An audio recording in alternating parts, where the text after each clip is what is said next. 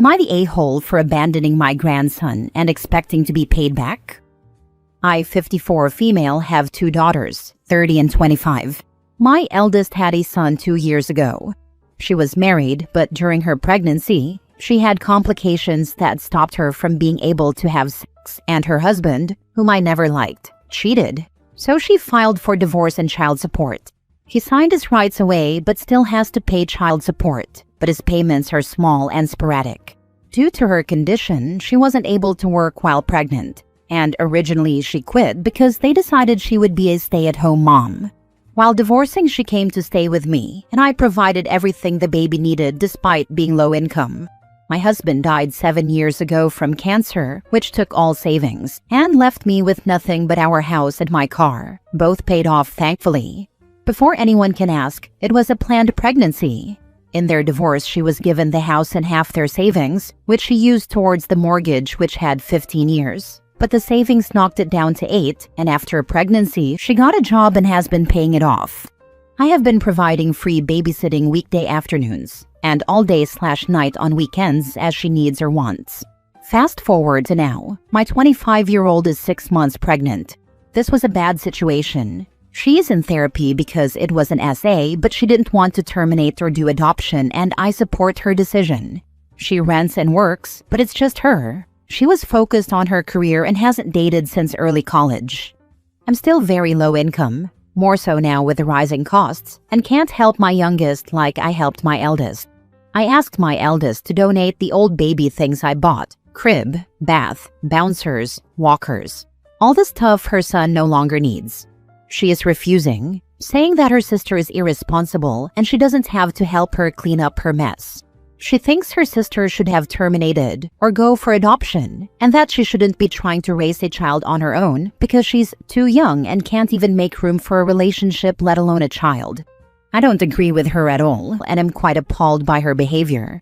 In the end, I told her that if she's so much more responsible than her sister, then she can pay me back for all I provided her, and she can find a new babysitter because I won't do it anymore.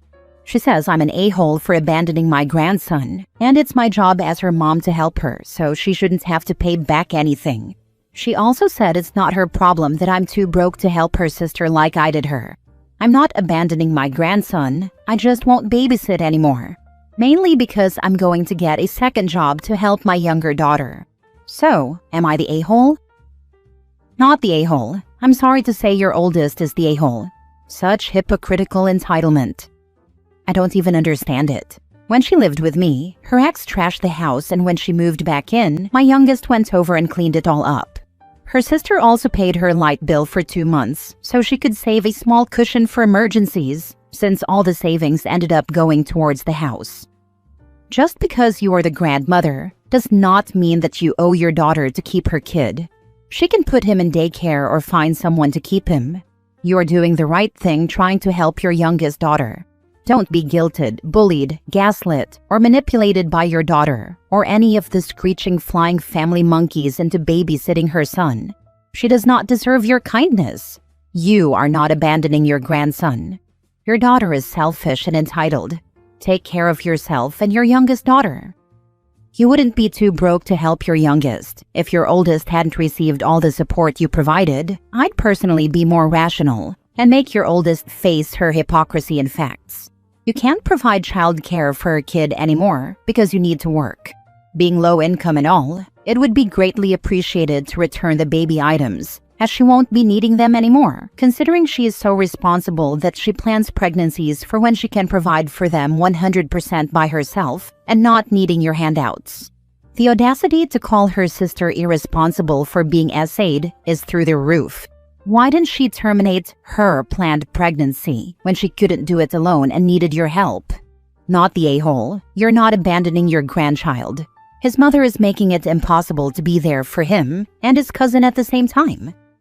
I agree. I definitely could have helped my youngest if I hadn't my oldest.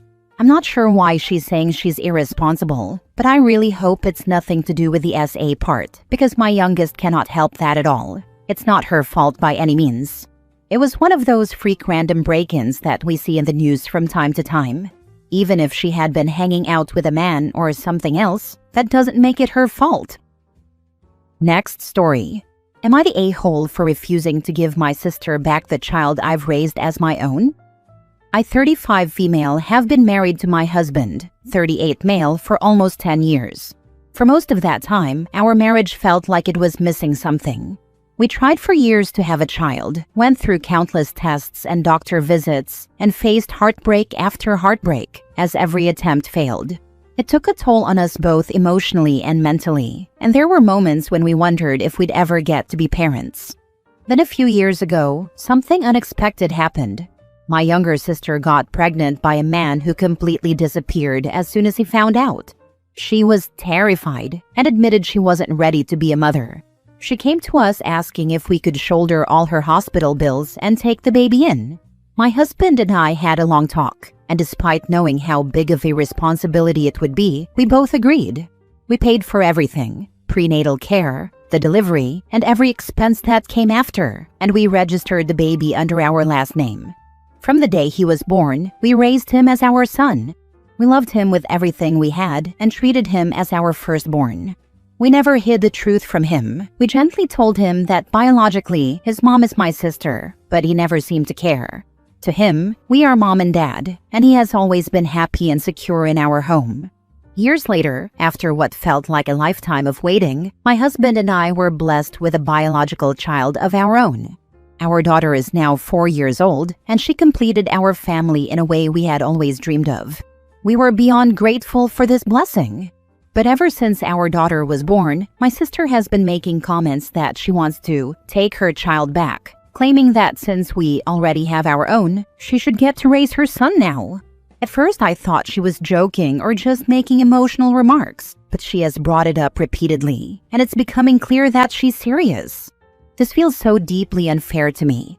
I have never kept her from visiting him. She has always been welcome in our home, but she has never shown much gratitude for what we did for her. Now she feels entitled to just take him away, as if the 8 years we have spent loving, raising, and providing for him mean nothing. I can't imagine giving him up. He is my son in every way that counts. His first steps, first words, school milestones, bedtime stories. Those moments were ours. He calls us mom and dad. We are the only parents he has ever known. Would I be the a-hole if I fought to keep him with us and refused to hand him over to my sister? Edit/info. My son is 8 years old now, and my daughter is 4. The child is legally ours.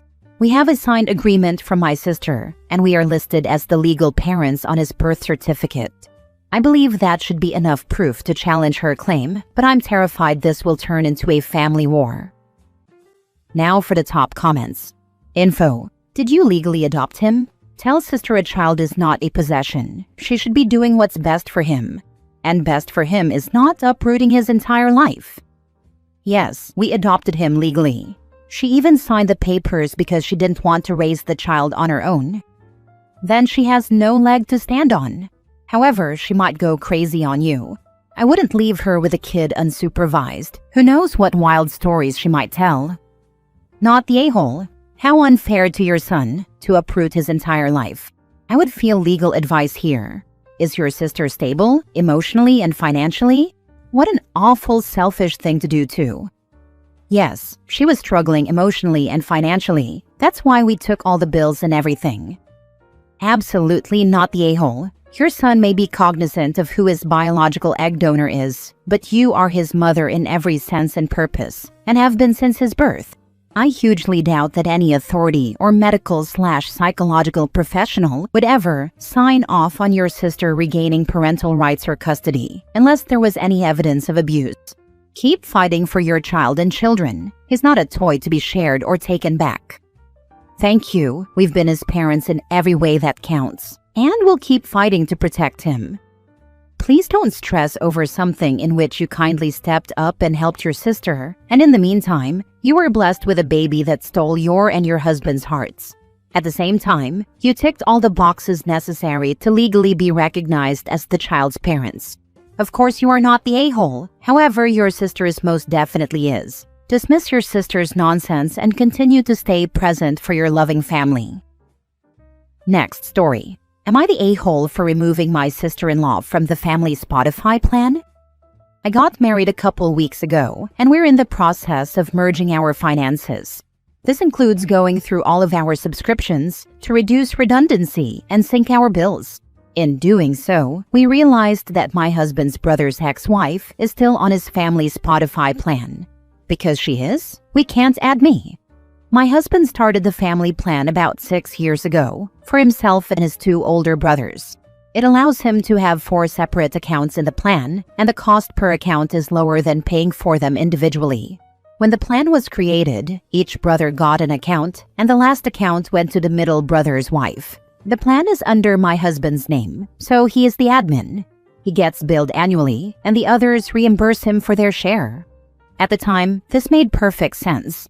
They all saved some money. The middle brother was the only one with a spouse, and although my husband and I had been together for about a year at the time, I was about to start grad school, so I could still get the student pricing and thus had no reason to join the plan. Now, it makes less sense. I'm out of school, we're married, and the middle brother got divorced about a year and a half ago. We can easily afford to keep my separate Spotify. But we also realized the ex never paid my husband back when the plan renewed this year, so we agreed it made more sense to remove her and add me in order to simplify our subscriptions. So that's exactly what my husband did. He deactivated her, joined my Spotify to the plan, and texted his middle brother to let the ex know. We didn't text her directly because she became extremely volatile during their divorce, so the brother asked our whole family not to contact her directly, so all communication could flow through a specific moderated messaging app that their lawyers recommended. This has caused a family conflict. The middle brother is mad at us because he feels like we're forcing him to have another fight with his ex just so we could save a buck. It's true that she will definitely be set off by this. Plus, he feels like she deserves to stay on the plan because they were together for a long time, aka longer than my husband and I. We can definitely see how it sucks for him to have to reach out to his ex and inevitably piss her off. On the other hand, the oldest brother agrees with us. She can't stay on their family plan forever just to avoid a conflict. It's healthier to sever these last ties. She chose to leave the family. Divorce was her call, so she gave up any family-related benefits, and there are logical reasons for me to join the plan now. So, internet strangers, am I the a-hole for asking to join my husband's family Spotify plan and thereby forcing his brother to have a conflict with his ex? Now for the top comments. And texted his middle brother to let the ex know. I don't think it is necessary that middle brother lets her know. She is bound to notice the next time she tries to use Spotify and will either just accept that she is not part of that family anymore, by her own choice, or will reach out from her side to bitch about it, in which case middle brother has the same fight as he is fearing for when he reaches out to let her know. And if she complains about it, the answer to, "Why did you remove me?" should simply be, "You didn't pay for it at the last renewal, so we assumed you don't want to be on it anymore." And who knows, maybe she is not even actively using it currently, and not paying for it was actually her way of saying, "I'm not part of this deal anymore." Not the a-hole. This is the way. She didn't hold up her financial end, so she's dropped. That's all middle brother has to say when and if she contacts him or anyone in the family. She's not entitled to a heads up. In real life, you don't pay your bill, service stops. Even if she did pay last year, there is no reason she shouldn't be dropped now. She isn't part of the family anymore, and she handled the divorce badly enough that a messaging app had to be implemented. To continue to let her save money at the expense of an actual family member would be rewarding bad behavior. I agree. The reasons OP has for replacing her on the plan is perfectly valid without the payment issue, but the lack of payment just makes it all so much easier, as they don't have to have a conversation with her about either honoring the deal until the end of the payment period or giving her a portion of the money back. Last story. Am I the a-hole for not wanting to buy my girlfriend's brother NBA 2K26 after I already got him a PS5? So, my girlfriend's little brother turned 16 a few months ago, and I really wanted to do something special for him. He's a good kid. I get along with him well, and my girlfriend's family has always been really kind to me. So, I went big and bought him a PlayStation 5 for his birthday. It wasn't cheap, around $500, but I figured it was a milestone birthday, and he was over the moon about it. The whole family thought it was amazing and kept telling me how generous I was. Fast forward to now, NBA 2K26 just came out. Out of nowhere, I start getting texts from her brother about how he needs the new game so he can play online with his friends. My girlfriend also started dropping little hints, like casually mentioning how it would be nice if he had it, or that it would mean a lot if I surprised him with it. Honestly, I was caught off guard. I already spent a pretty big chunk of money on the console, and now they seem to expect me to keep buying him games whenever something new comes out? It's not like I have unlimited funds. I'm still budgeting around that PS5 purchase. Plus, $70 for a game isn't exactly pocket change, especially if this turns into a regular thing.